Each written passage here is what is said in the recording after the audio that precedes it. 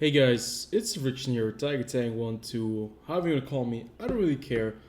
And welcome back to World of Tanks. And today it's another preview. Okay, the last couple of weeks have been quite heavy on the preview side and not a lot of gameplay, but a lot of things have really kind of turned out since they released the patch 1.10, and they actually added some new vehicles that are only available for super testers.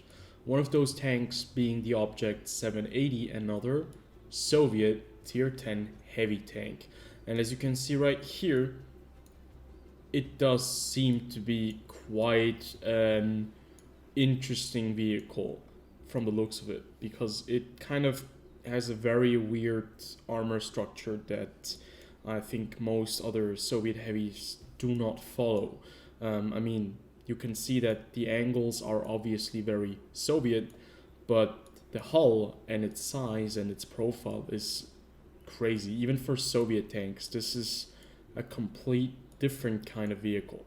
Yeah, we're gonna go into the firepower, the characteristics of this vehicle, but I first think we should really check out this tank's looks, this like the distinctive look that this vehicle has, because this already shows quite a lot of question marks and raises alarm bells for all of us guys out there. So we are not sure how they're going to be implementing this tank. It does not seem to be that it's going to be a new tech tree tier 10 vehicle at the moment. It is designated as a premium tier 10, so it doesn't earn special credits. It's like a special vehicle. It allows you to utilize any heavy tank crew that you have for the Soviet Union, and you do earn more free XP and crew experience with this vehicle. And if you look at this tank, you can see that the rear is kind of normal and the side as well, but then you go to the front part of this vehicle. And the front part of this vehicle is just very weird. First and foremost, this tank is extremely low. Its profile is very small. I think it's not even, like, it's really low. It's so small. The turret is also a very low profile, kind of mush pancake turret, just like the Soviets really like. And you can see that the turret does look to be a turret that doesn't seem to have a lot of weak spots at the front.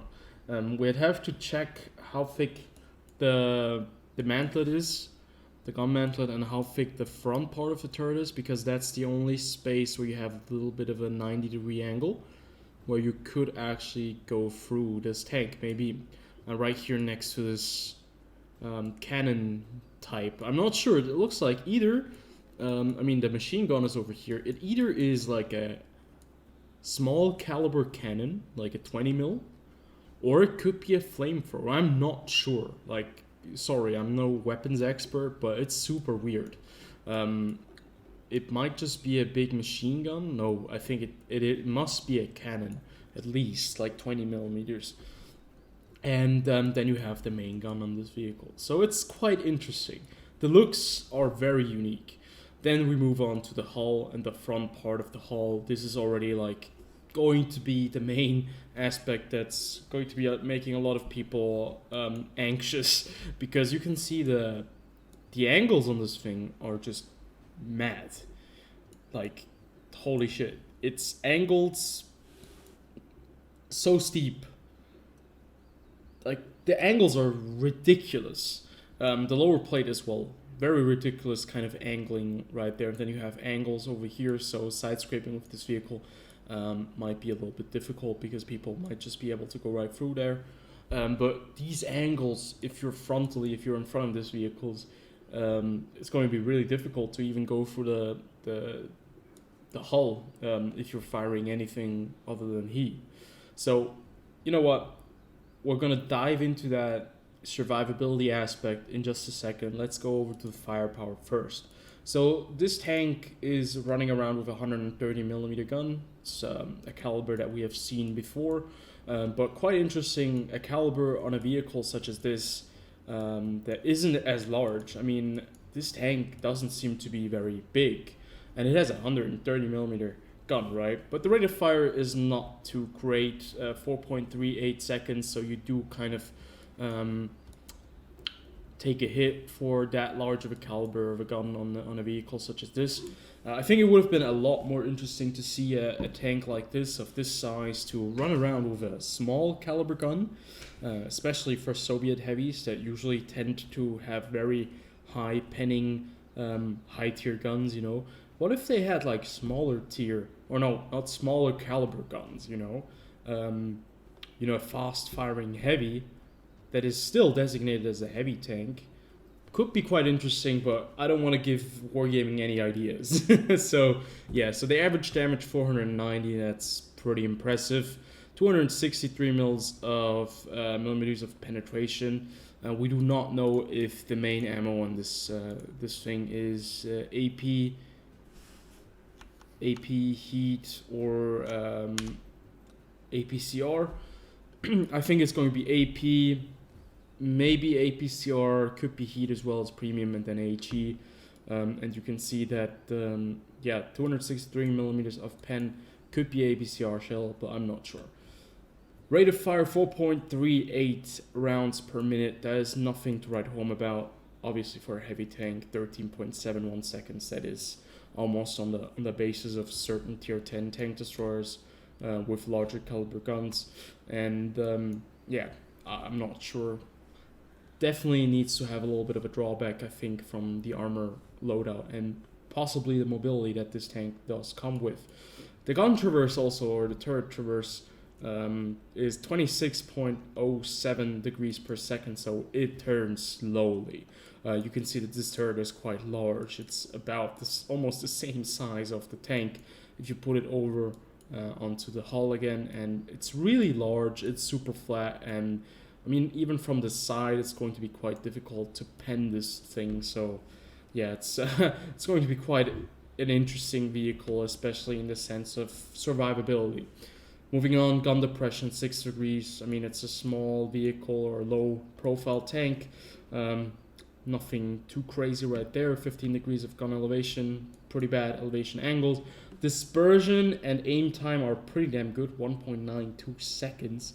Aim time, dispersion 0.36, not too shabby, but the DPM 2145 kind of reminds me of the British light tanks, but that is obviously going to be one of the main problems with this tank, DPM.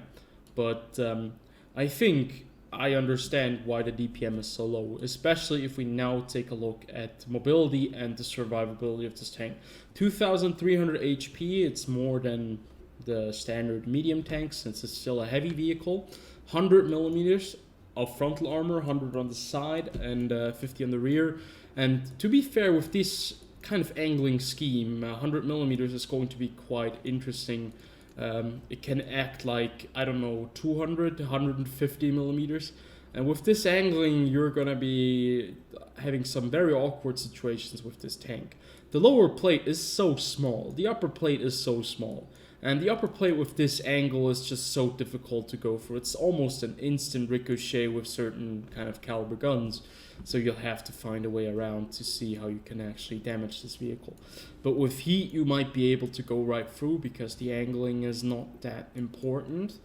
But still, I mean, look at this. It's just, I don't know how this is going to be implemented and how you're going to be playing against this vehicle. Well, it looks like you'll have to have like a really good angle, and it's going to be really important how this tank is like positioned towards you. Just like the IS-7, if the IS-7 is like this, you can go for the pike. Same with this one. But if the IS-7 is like here, and you go for the pike right here, you might not be able to go through, but you might go through the lower plate, so you just need to learn how to go through this tank once it eventually goes into the live server. The turret has 300 millimeters of armor, so yeah, that's going to be quite difficult to go through. That's the front, 200 on the side. That's going to be ridiculous as well, and 60 on the rear. So the turret does seem to be like a major, this is like a major hull down vehicle that can do some serious damage. But I think the low profile in this vehicle might also be a problem for itself, because if you're in a very high kind of tank, like let's say a large tank like the Maus, the E100, you might just be able to fire downwards at this tank, and we know that the armor on the top of the turret usually is not as good as the frontal part of the turret. So yeah, there is still chance to go through this tank. The cupola on top, there's like one major cupola. I hope that is a weak spot, but I mean, it's so small. It's really small, especially if this tank is like this, right? 6 degrees of gun depression. Look at that. Do we have more gun depression on the side? Is that possible? That does seem to be more than 6 degrees, or maybe it's just because this tank is so low profile. So that's going to be something like, if you're going to have a Soviet tank with gun depression, a heavy, with low profile, I don't know if this is a good idea. I don't even know where Wargaming kind of picked this one up, or where they got this one from. We can read the description right here. So, developed in the first half of the 1960s, this tank represented a modification of the Object 775 rocket tank prototype. I have no idea what the Object 775 was. The tank was to have been provided with a 125mm rifled gun launching device that could fire both standard shells and rockets.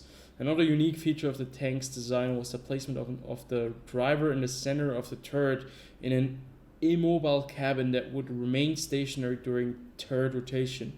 Existing on blueprints, some full-size prototypes were manufactured. So, quite interesting. So, the driver is supposed to be in the turret.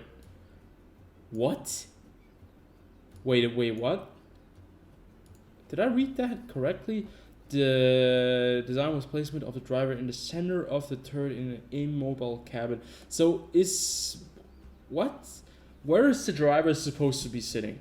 Because if you're turning the turret, you're telling me that the driver is still facing forwards and just driving ahead. But how does he know he's driving forwards? Like, where are the viewports? The viewport, like, this is the driving viewport, right? Or the commander's viewport. These are the viewports of the crew. I'm not sure. This is gunner viewport. This is commander viewport. I have no idea. And how the hell is the driver? Yeah, I just noticed there's like no hatch. There's like no viewport for the driver at the front. Weird design, like typical Soviet. So I think now if we move on over to the mobility space, we're gonna see why this tank might just be a very interesting vehicle. So it has 50 kilometers top speed.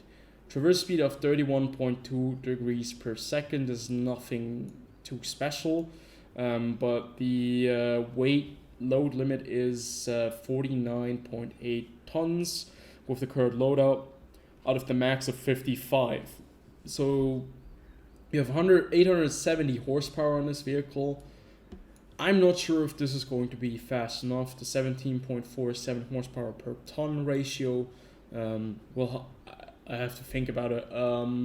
Is that fast? I mean, if we add, let's say we add the IS-7, because I know that the IS-7 is rather fast, heavy.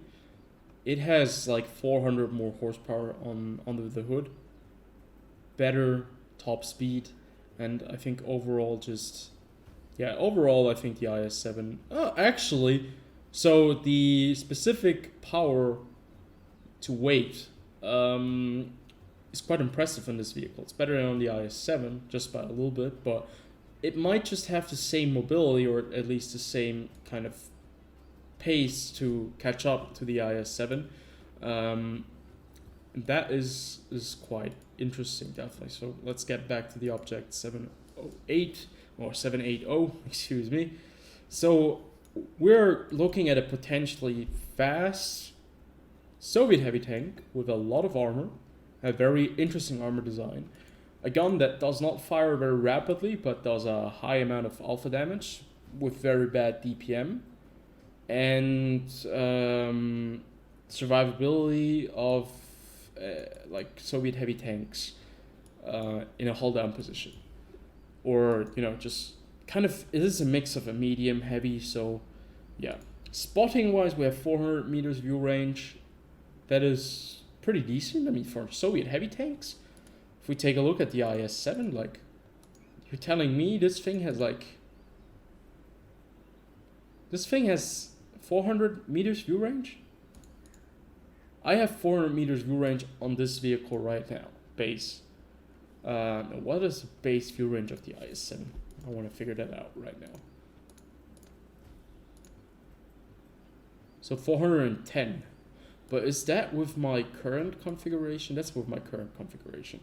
Let's just take 100% crew, put it like that, and check out. Yeah, it's still 409 meters. So, yeah, I'm not sure how I feel about this tank, since we don't know how it's going to be entered into the game. Is it going to be like a new campaign where you unlock this vehicle? You know, like the T95 Chieftain? Because I think that's the most realistic scenario. Are they going to be selling it for bonds? Is this going to be like some kind of tournament tank? Yeah, a lot of questions, not a lot of answers, but now we know the characteristics, the statistics of this tank, and it does seem to be quite interesting. I'm not sure if this is going to be overpowered, but it does seem to be on the better end of the deal, especially with the armor and the mobility. The gun, I mean, you can fight with this gun, you just don't have the DPM that other Soviet tanks have, or other tier 10 heavies have. But maybe those shortcomings with DPM can be relinquished with the armor and the mobility. So I'd love to hear what you guys think about this tank. I'm not sure if I'm going to be able to get it, but I might try, and I'll definitely inform you guys when this tank is coming out and if you can get it. But at the moment, to be fair, I don't think we need another Soviet tier 10, but, you know, wargaming, whatever, you know, I'll see you guys in the next one.